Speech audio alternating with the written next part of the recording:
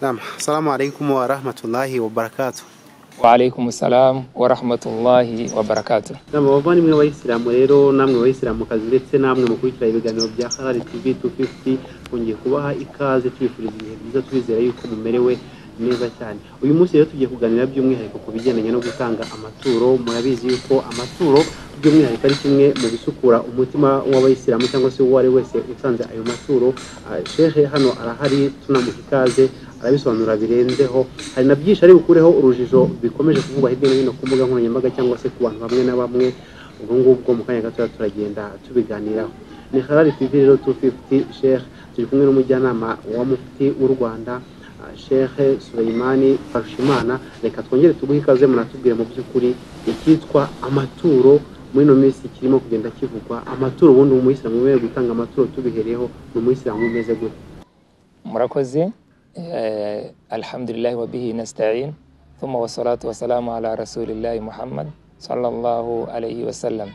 Mbere na mbere yashimwe kandi yasinze Nyagasani we usumba byose kandi akaba ari nawe tugaragira amasengesho yacu n'ibikorwa byacu byose dukora tumusenga tunamushimira kandi tunamusaba amahoro n'umugisha by'Imana bisakare ku ntumwa yayo Muhammad. Imana imwishimire kandi imwe n'amahoro ahari we n'abasangira ngendo be n'abazamukurikira bose mu byiza kuzageza ku munsi mperuka. Nyuma y'iryo jambo ry'ibanze cyo gushimira Imana no gusaba intumwa yayo, namwe ndabashimiye kuba mutuboneye aka kanya kugira ngo tuvuge kuri iyi gahunda ubu iriho isabwa ko buri muyisilamu wese wakoze igisibo muri kino gisibo gitagatifu cya Ramadan gutanga ituro yo kweza iki gisibo muri uku kwezi gutagatifu kwa Ramadan. Iyi ikaba ariyo minsi ya nyayo yo kugitanga, kuko itegeko ry'Ubuyisilamu riteganya ko buri muyisilamu ubishoboye agomba gutanga iri turo mbere yuko bikarangira byose, mbere yuko igihe cy'isengesho ry'Eid kigera. Icyo rero nk'uko mwari mubivuze, uyu ni n'umurongo mwiza, ni nawo muco w'Islam, ni nayo mahame Islam igenderaho, ko iri turo ryitwa Zakatul Fitri ryagiye rigaragazwa n'abamenyi b'idini batandukanye ku buryo buri muyisilamu icyo ngicyo gisobanukiwe. Icyo ubuyobozi bw'umuryango w'Islam mu Rwanda bukora ni ugutanga umurongo ngenderwaho watuma iyi gahunda ikorwa neza. Gutanga Zakatul Fitri birasobanurwa mu mvugo zitandukanye z'intumwa y'Imana Muhammad sallallahu alaihi wasallam, hagaragazwa icyo bivuze. Igihuriweho rero muri rusange ni uko iri turo ritangwa kugira ngo umuyisilamu wasibye kubera Imana akigomwa kurya no kunywa ndetse akanahagarika kuba hari n'amakosa yari yose yakora kuko asibye kubera Imana, yaba ari amafunguro, yaba ari nk'amakosa yarasanzwe akora, yaba ari mu magambo cyangwa no mu bikorwa, akaba noneho yiyeguriye Imana, yihaye umwanya mwiza cyane wo kubana n'Imana ndetse no kurushaho kuyegera, kuyisaba imbabazi, gukora ibikorwa bishimisha. Ibyo byose akaryo bigomba kuba byaramuranze muri kino gihe cyose cy'igisibo gitagatifu cya Ramadan. Iyo rero kirangiye, mbere yuko gisozwa, umuyisilamu Imana yahaye ubushobozi bwo kuba afite amafunguro ahagije yo kurya iwe n'umuryango we, akaba bizakomeza gutyo no ku munsi mukuru w'Eid akazagira amafunguro azabasha kubona yo kwiyakira mu rugo rwe n'abiwe mu buryo bwo kwishimira isozwa ry'iki gisibo. Uyu asabwa ko nawe agomba kugira ituro atanga ryagenwe n'igipimo cyaryo, ubundi kibarirwa nyine ku biro 2.5. Hari naho biba bigaragaza ko harengaho n'andi magarama ajya kuba hagati ya 2.5 na 3, ariko abayobozi babamenye b'idini ya Islam bagaragaje yuko byibura kitajya munsi ya 2.5. Ariyo mpamvu ari nicyo gipimo ubuyobozi bw'umuryango w'Islam mu Rwanda bwafasheho umurongo ko ari cyo gipimo cyakoreshwe hano iwacu mu Rwanda.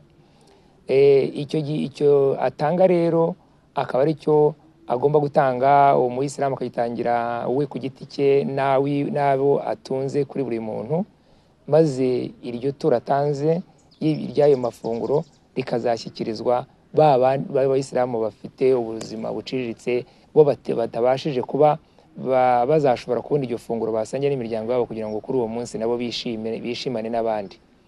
n'uwo murongo idini ya Isilamu yashyizeho, n'uwo murongo intumwa Imana yahamwe n'umugisha yaduhaye kugira ngo abayisilamu kuri uwo munsi mukuru bishimira ko basiburutse, ari abafite ubushobozi bw'amikoro yo kubaho neza, ari n'abatabufite, bose bishime kimwe, bose bishimane n'abandi, ntihabe hari ubabaye abandi bishimye, ntihabe hari uwabonye ifunguro abandi baribuze.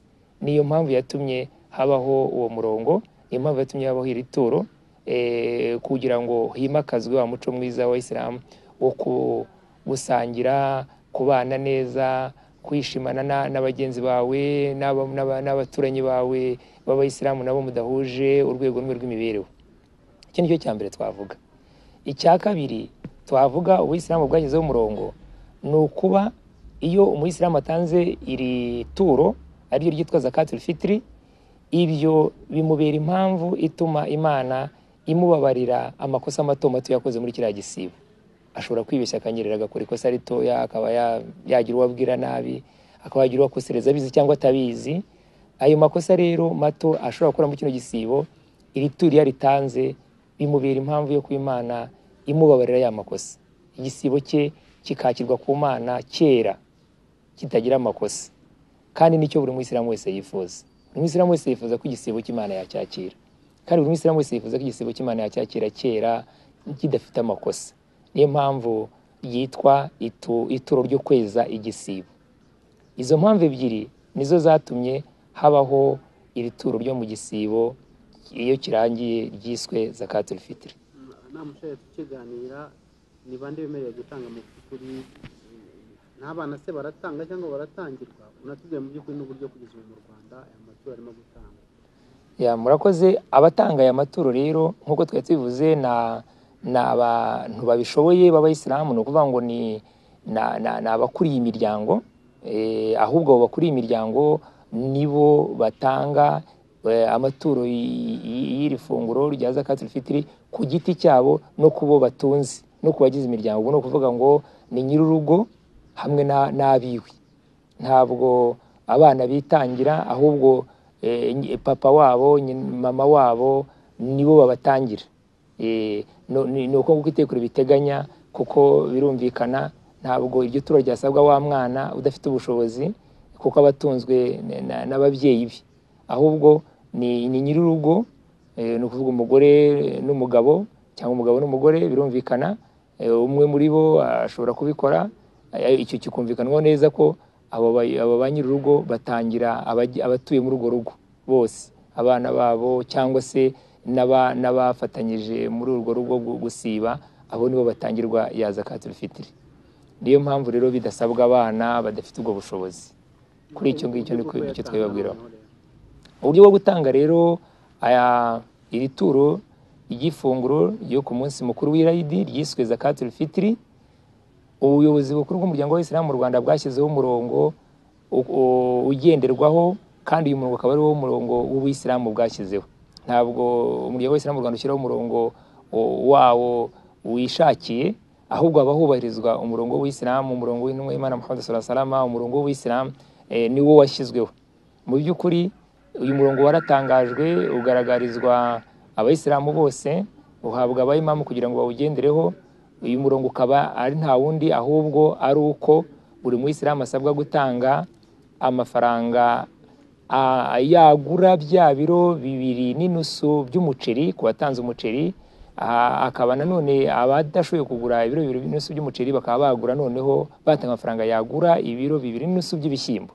Ibi nanone bikaba bigendera ku murongo nanone w'Isilamu ugaragaza ko ibitangwa ni bya biribwa ubundi byitwa ku izina ry'impeke mu rurimi rw'iwacu mu Kinyarwanda, bikunda gukoreshwa n'abatuye icyo gihugu, bikunda gukoreshwa na benshi.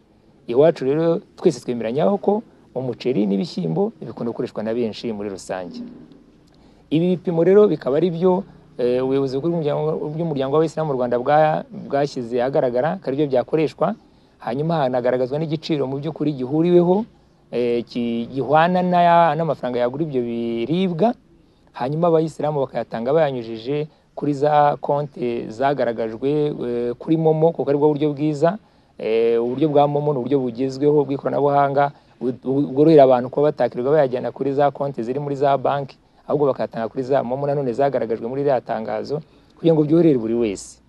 Aha rero nkaba ngira ngo mbonere umwanya wo gushyira ahagaragara ubusobanuro bwuzuye bujyanye n'itangwa ry'aya mafaranga, ngira ngo byumvikane neza ko ubuyobozi bukuru bw'umuryango w'Abayisilamu mu Rwanda bushyiraho uyu murongo ntabwo bisobanura yuko ubwo bwakuyeho gutanga ibiribwa mu gihe cy'ifunguro rya Zakatul Fitri, ahubwo byari ukugira ngo byubahirize wa murongo n'ubundi w'Ubuyisilamu ukuntu ubuyobozi bw'idini ya Isilamu bugomba gukora, nk'uko ku gihe cy'intumwa y'Imana sallallahu alaihi wasallam byakorwaga. Abayisilamu bo batanga aya mafaranga, noneho ubuyobozi bwa Isilamu bugakora igikorwa cy'ubuhuzabikorwa cyo gufata aya mafaranga, hanyuma bugasaba ba rwiyemezamirimo bakajya kugura ibiribwa twavuze, umuceri n'ibishyimbo mu buryo bwiza, bifite umwimerere mwiza, bifite karite nziza.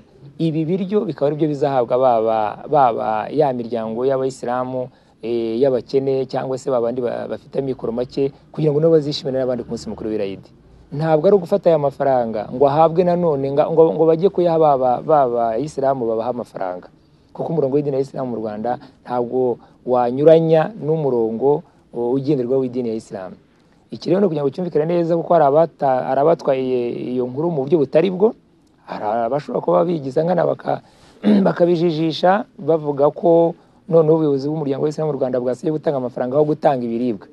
Ndagira ngo rero nsobanure ko uyu murongo ni ugutanga amafaranga, noneho ubuyobozi bukuru bukayahuza, bukabwira ba rwiyemezamirimo, bukabaha isoko, bakazana ibiribwa bigahurizwa hamwe, hanyuma noneho bigashyirizwa ya miryango y'Abayisilamu bafite amikoro make, kugira ngo nabo bazizihize umunsi mukuru hamwe n'abandi. Aha nanone nkaba ngira ngo mbanze nsobanure ko ibi nabyo ari umurongo w'Ubuyisilamu kandi wemewe. Abayisilamu bakwiye kuba basobanukirwa ko abavuga yuko hatatangwa amafaranga ahubwo agatanga ibiribwa, buri wese akayitangira akayihera umuntu, ibi ntabwo ari uburyo bwiza bw'imikorere.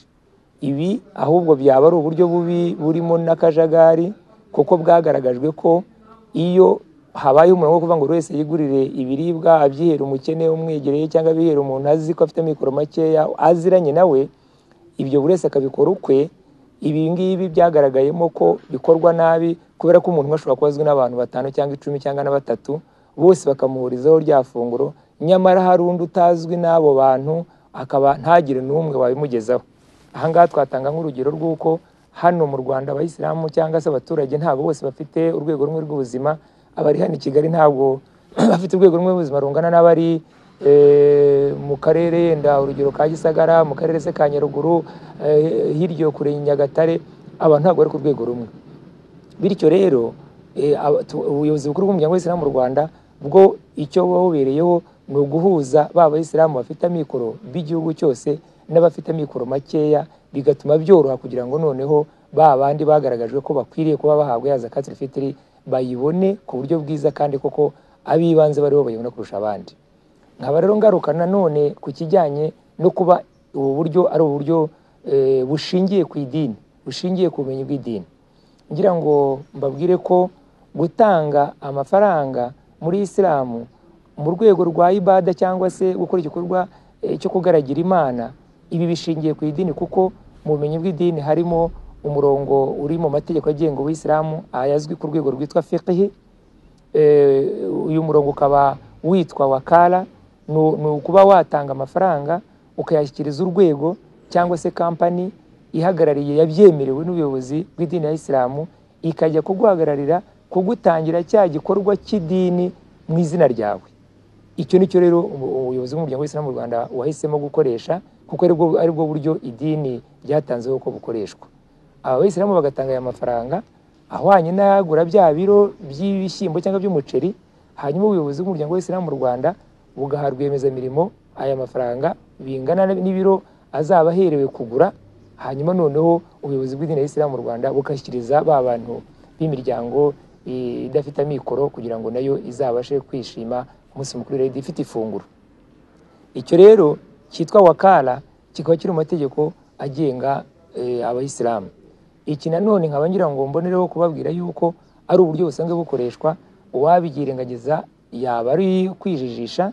Nanavugiye ngo abavuze ngo ubuyobozi bw'idini ya Islam mu Rwanda buvaneho urujijo, ubu none ngira ngo turagira ngo urwo rujijo ruveho.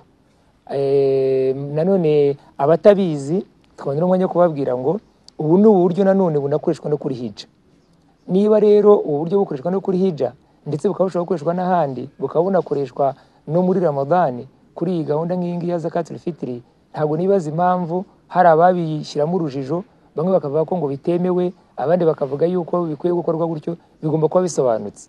Muri hija naho ubu buryo burakoreshwa kandi bukaba bwemewe, kandi bikaba bidashobora kwangiza hija yo wagiye gukora umutambagiro mutagatifu Maka. Aho abajya gukora umutambagiro mutagatifu Maka bagomba nabo gutanga igitambo, kimwe mu bikorwa bakora, kigahabwa iryo funguro rigahabwa abandi bantu, bityo icyo nacyo kikaba kiri mu bigize ibikorwa bya ibada cyangwa se ibikorwa by'amasengesho akorerwa Maka.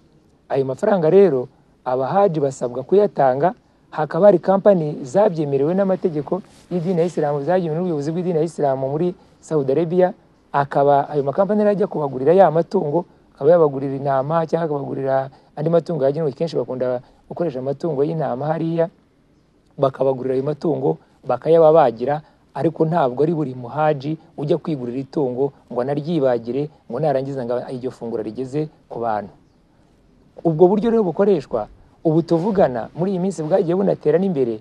Kera ayo mafaranga yaragendaga agatangwa kuri za banki, kuri za konti, none ubu ngubu noneho hasigaye nabo bakoresha uburyo bw'ikoranabuhanga rigezweho. Aya mafaranga agacishwa ku cyo bita hija poto, ni uburyo bw'ikoranabuhanga ayo mafaranga bayatangamo, hanyuma akajya muri system ya gahunda ya hija. Ya mafaranga ya kampani zabigenewe zikaba zijya kugura ya matungo, zikayabaga, zikazagiza iryo funguro ku bandi babigenewe. Ubwo rero murumva ko ubwo buryo bumeze neza.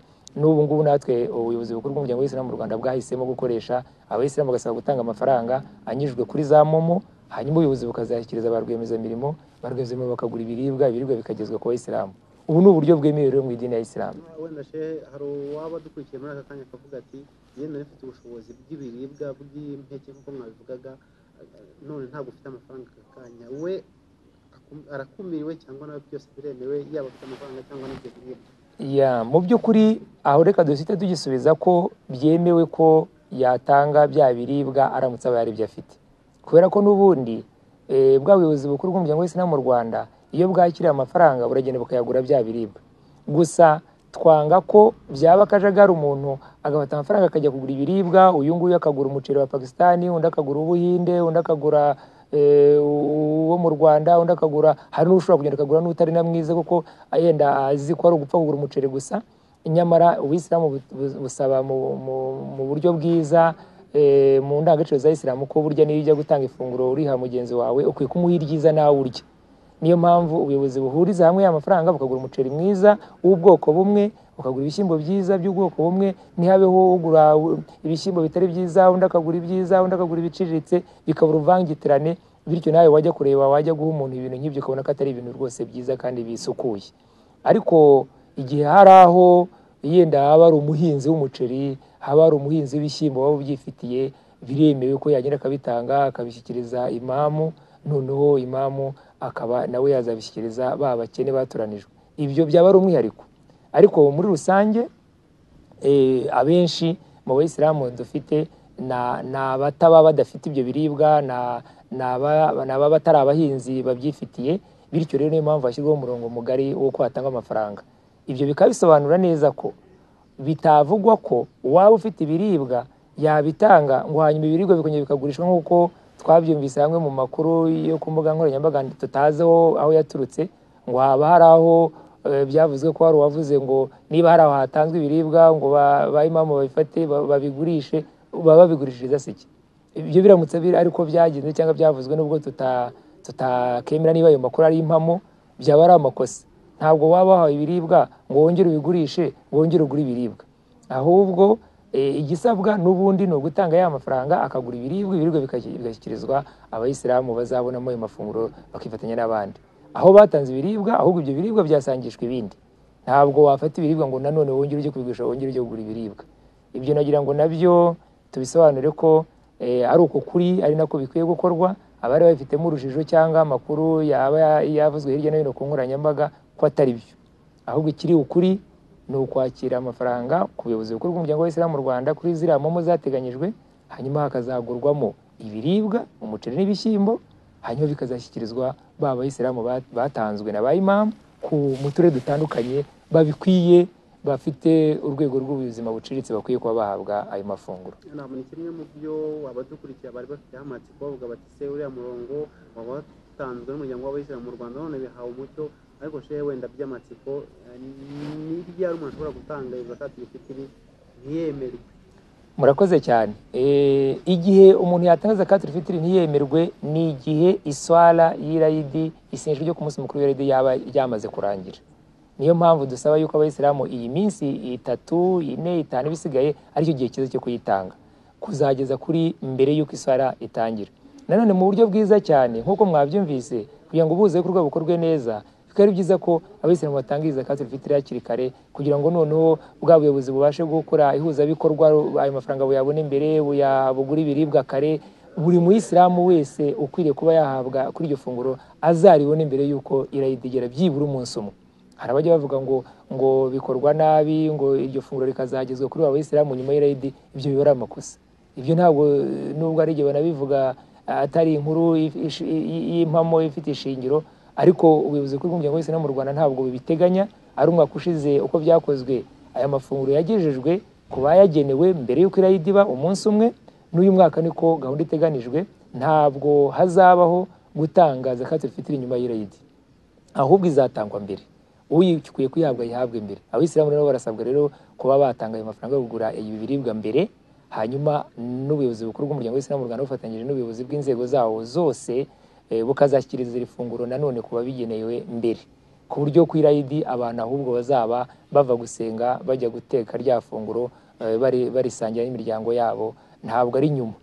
Iyo niyo gahunda. Nk'uko mwari mubaje rero, igihe bitemewe n'inyuma y'iswala y'irayidi, igihe cyemewe n'imbere, byumvikana ko wakererewe nyine nabwo umuntu yamwakira apfa kuba yabikoze mbere y'iswala. Uzatanga rero ituro nyuma ntabwo ribe kiswe zakatul fitri, ahubwo ryitwa sadaka. Ryawe sadaka ntabwo ribe rikiri zakatul fitri. Ubwo nyine uyu muntu birumvikana ko abarenze ku murongo w'itegeko, abarenze kuri gahunda nziza, nawe birumvikana ko yabigira muri gihombo cyuko Imana ishobora kutamwakirira nyine rya turo rye, ikaba inyungu yaritezemo yuko yabona amahirwe yo kubabarirwa ya makosa yakoze, nawe nanone ababihombye. Nta wakishimira rero ko igihombo yagira icyo gihombo, nta wakishimira ko igisibo cye kitakakirwa cyangwa se cyakakirwa kituzuye. Ariyo mpamvu dusaba buri Muyisilamu kubikora hakiri kare, yaba uyu munsi yaba ejo hazaza.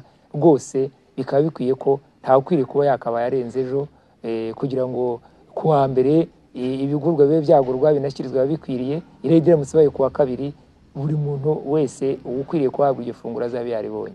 Usibye umukene, nabahe bandi bemerewe kuba bahabwa iyo zakatul fitri? Ubundi ubusanzwe rwose Isilamu yabivuze neza, yabivuze ko ari abakene, yabivuze ko ari abantu bafite amikoro makeya. Ntabwo wajya guha zakatul fitri ifunguro ubundi rigenewe babakene, abantu batishoboye, ngo ujye kuri wishoboye. Nta nubwo byaba binumvikana, kuko nguwo ubundi wishoboye nawe aba yaritanze. Ntabwo rero yaba yaritanze ngo hama none uhindukire none wongere kujya kuri muha. Ibyo byabinyurije na murongo w'Isilamu. Iri rwose rigenewe babakene, n'abantu bafite amikoro make, abantu bigaragara yuko kuri uwo munsi bazaba badafite ubushobozi bwo kuryigurira. Abo niwe rigenewe bonyine, nta bandi. Nta bundi buryo bundi buteganyijwe n'ubwo ngubwo. Intego no kugira ngo n'abandi bafite amikoro make nabo ku munsi mukuru w'irayidi bazishime, bazarya ifunguro ryiza nk'iry'abandi bose bariye, kuko bizwi. Niyo mpamvu hatoranyijwe uriya muceri, niyo mpamvu hatoranyijwe biriya bishyimbo, kuko ari byo funguro abantu benshi bahuriraho. Ibyo bikaba binasobanura neza ko ahubwo uramutse ushatse kubikora neza kurushaho, Abayisilamu bavuga ngo barashaka kugira ngo bihere wa mukene, anabishatse yagenda akanamurira akavuga ati turabizi ko hatanzwe muri rusange umuceri n'ibishyimbo, ariko ugenda ashaka no kukongereraho nkaguha n'ibindi birenzeho, ashobora kumuha n'inyama, ashobora kumuha n'ibindi. Ibyo bikaba ari inyongera, kandi Imana inyongera nziza mu byizira yemera, nawe ikaguha ibihembo by'inyongera byiza. Ibyo byo nabyo bibarwa muri sadaka. Bikaba bishimishije, ntabwo bibujijwe ibyo ngibyo kuba wabikora nk'isadaka, ukaba wanamurengerezaho ukamuha n'ibirenze ibyo ngibyo, ukaba wamuha n'ubushobozi bwo kugira n'ibindi byisumbuyeho kugira ngo rya funguro rye kuri uwo munsi rizabe rimeze neza nk'uko nawe iwawe wifuza kugira ifunguro ryiza. Uwo mukene arayihawe ariko se avuze ati nubwo wampaye umuceri cyangwa n'ibindi bintu ntabwo njye nabirya, aramutse abigurishije hari ikosa nubwo tutagira ngo tugire abo tubishishikariza? ya mu by'ukuri ntabwo biba ari byiza. Navuga yuko yaba akoze amakosa, kuko niba urugero uwo nguwo waba urihawe ari umuntu ufite ubuzima buciriritse ukwiriye kuba nawe asangira ifunguro kuri uwo munsi mukuru n'abiwe, akaba yarigurisha, abiwe uwo munsi bakirirwa bashonje, bakirirwa bababaye, kandi intego yari iriho ari ukugira ngo wa muryango, wa muntu ufite ubukene nawe yirwe yishimye, nawe babonye ifunguro, abakoze ikosa kuko abatumye ba bantu birirwa batishimye, kandi wa wundi watanze zakatul fitri yaragamije ko abagenzi be nabo bishima nkuko nawe yishimye, ari naho hanaturuka kugira ngo Imana ibimuhere umugisha. Uwo muntu rero yaba akoze amakosa ku giti cye. Uwo nguwo ntawe yaba ataniye na wa wundi ushobora kuba mu bantu mu buryo busanzwe ashobora gufata ifunguro yakabaye atanga mu rugo iwe kugira ngo yishimane n'abiwe, akagenda akajya kurirya wenyine ahandi hanze abiwe bashonje. Ubu burya nawe uriya muntu aba afite amakosa n'Imana yamubaraho. Ni uwo nguwo tumugiranya n'uwo. Ntabwo twabishishikariza abantu, nta nubwo twanababwira ahubwo ngo bikorwe gutyo ngo biremewe, ahubwo twababwira ko ari umuco mubi wo kugawa, ntabwo bikwiye. Nubwo byaba gake uko tubitekereza, ntabwo twumva ukuntu umuntu nawe yaba akennye, afite abana akwiriye kugaburira, afite umugore cyangwa se umugore ufite abatunze, ngo bamuhe ifunguro azarya uwo munsi, agende arigurishe, arisimbuza ibindi, uwo munsi babwirirwe birirwe bafite inzara. Ntabwo tubitekereza ko ibyo bintu, ahubwo icyo gihe biramutse bibaye, ibyo byaba bishaka kugaragaza yuko wa muntu atarakeneye ifunguro, haba habaye ikosa ryo gutoranya utabikwiye. Yaba yenda bivuga ngo ifunguro rye arifite, ahubwo akeneye ibindi, waba wabimuhaye akaba yabigurisha, noneho akagura ikindi kintu yari akeneye. Ibyo rero ubwo haba habayemo rya kosa. Ntabwo twibwira ko abayimamu bakora ikosa ryo gutoranya umuntu udakwiriye kuba ahabwa ifunguro. Niyo mpamvu yenda umuntu yabikurikirana aho byazaba, umuntu akamenya impamvu ikosa ryabaye ni irihe, ni gute umuntu yaba arahawe ifunguro akwiriye kuba arihabwa akarigurisha. Ibyo byaba ari ikintu twajya gukurikirana tukagikora ubushakashatsi impamvu yabiteye. Nicyo nabivugaho mu by'ukuri kandi cyumvikana. Dusoza, utatangiye zakatul fitri ahomba iki n'uwayitanze mu by'ukuri yunguka iki?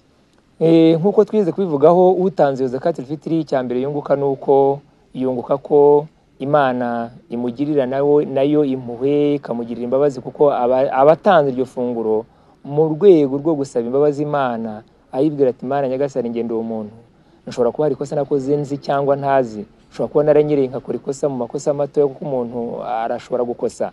Kubera iri funguro ntanze nanjye mpaye mugenzi wanjye, ntanze kugira ngo barintangire, kuko nkuko nabivuga umuryango wese mu Rwanda uzaba ugiye gutangira wa muntu watanze ifunguro mu mazina ye mu mwanya we.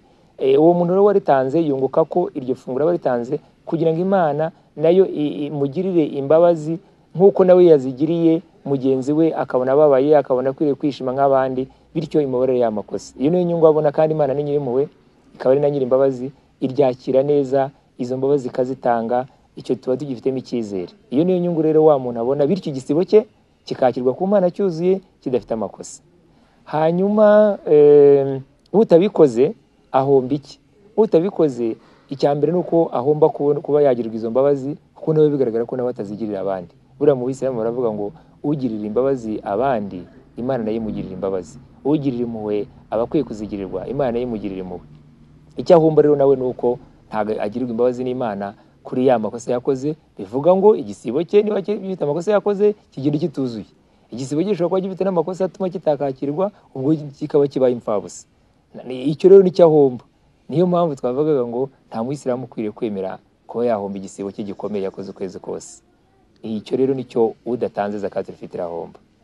Nkaba rero ngira ngo nshimire abadukurikiye babwira ngo mukomeze kugira igisibo cyiza, mukomeze gukora ibada zanyu neza, cyane cyane muri iyi minsi ya nyuma, mukora ibikorwa nk'ibyo byiza byo kugandukira Imana no kuri bishimisha, mutanga zakatul fitri ku gihe, mukoresheje ubwo buryo bwiza ubuyobozi bw'umuryango wese mu Rwanda wabatoranyirije, kuko ubuyobozi ntabwo bubatoranyiriza ibintu bibi. Islam bivuga ko abayisilamu bubaha ubuyobozi bwabo, bagakurikiza ibyo babahaye, kuko badashobora kubatoranyiriza ibintu bitemewe. Hanyuma ibada zabo Imana ikazazakira zuzuye n'igisibo, hanyuma kandi iki gisibo bakazagisohokamo ku byiza bakoze, ku ifutari basangiye na bagenzi babo, kuri zakatul fitri basangiye na bagenzi babo, kwigomwa kurya no kunywa bakoze kubera Imana, ikaba ari ingando nziza bagiye gusohokamo, bakazavamo ari abantu bashya. Aho Islam bakazasigara ari abantu barushijeho kuba ari abantu b'imbonera b'intangarugero babandi bakora ibikorwa abandi bakavuga bati aba nibo bagomba kureberwaho imyitwarire myiza. Iki nicyo nakifuriza abayisilamu, naboneho n'umwanya wo kuzabifuriza kuzagira Eid nziza ya Eid al-Fitr 2024. وهذا السلام عليكم ورحمة الله وبركاته. وعليكم السلام ورحمة الله وبركاته. bavandimwe rero ngira ngo mwumvishe byinshi mutari musobanukiwe, mwagerageje kubimenya kuko shehe ntacyo adakoze ngo abibabwire. Abantu rero bakurikira televiziyo yacu by'umwihariko, reka tubabwire ngo muramutse muri abayisilamu bagize ibikorwa byiza mukora bishobora kubera abandi intangarugero, wahaza salamu alaikum wa rahmatullahi wa barakatuh.